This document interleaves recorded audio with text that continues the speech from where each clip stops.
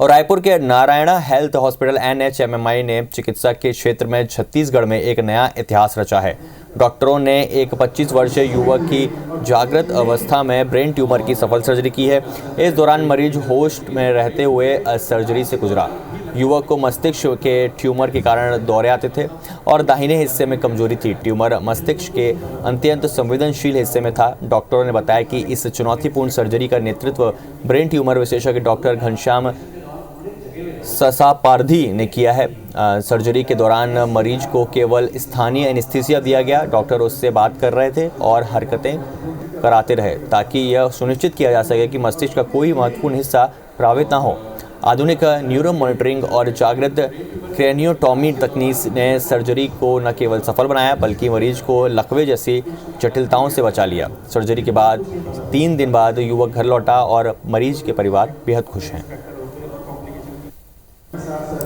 25 साल का लड़का एक आया, इसमें ब्रेन ट्यूमर है। ट्यूमर ऐसी जगह पे है जहाँ पे ऑपरेशन के बाद उसको पैरालिसिस का और बात करने की ताकत है, वो दिक्कत आने की परेशानी हो सकती है, ये दिक्कत हो सकती थी। सर्जरी से दौरान पूरी तरह से मॉनिटरिंग चालू होती है जिसमें पेशेंट पूरी तरह से बात कर रहा होता है सर्जरी के टाइम पे और होश में होता है और हम ये कॉम्प्लिकेशन अवॉइड कर सकते हैं। पेशेंट सर्जरी सक्सेसफुल रही, पेशेंट काफ़ी तक ठीक है। ब्रेन ट्यूमर की सर्जरी की जब बात आती है तो घबराहट होती है कि कहीं लकवा ना हो जाए ऑपरेशन के बाद में और हालत ख़राब ना हो जाए। तो इस संभावना को दूर करने के लिए किसी प्रकार की सर्जरी की जाती है जिसे कहते हैं awake total awake craniotomy with neuro monitoring and brain mapping, जो कि हमारे अस्पताल में मेरी जानकारी में इस छत्तीसगढ़ में पहली बार हुआ है। न्यूरो सर्जरी के जो पेशेंट्स हैं उनमें बहुत ही एडवांस मॉनिटरिंग लगता है, क्योंकि ये न्यूरो सर्जरी एक बड़ी सर्जरीज में आता है। ब्रेन ट्यूमर सबसे बड़ी ब्रेन की सर्जरी होती है। तो इन मरीजों को ऑपरेशन के पहले स्टेबलाइज किया जाता है, ऑपरेशन के दौरान या उन ऑपरेशन के बाद भी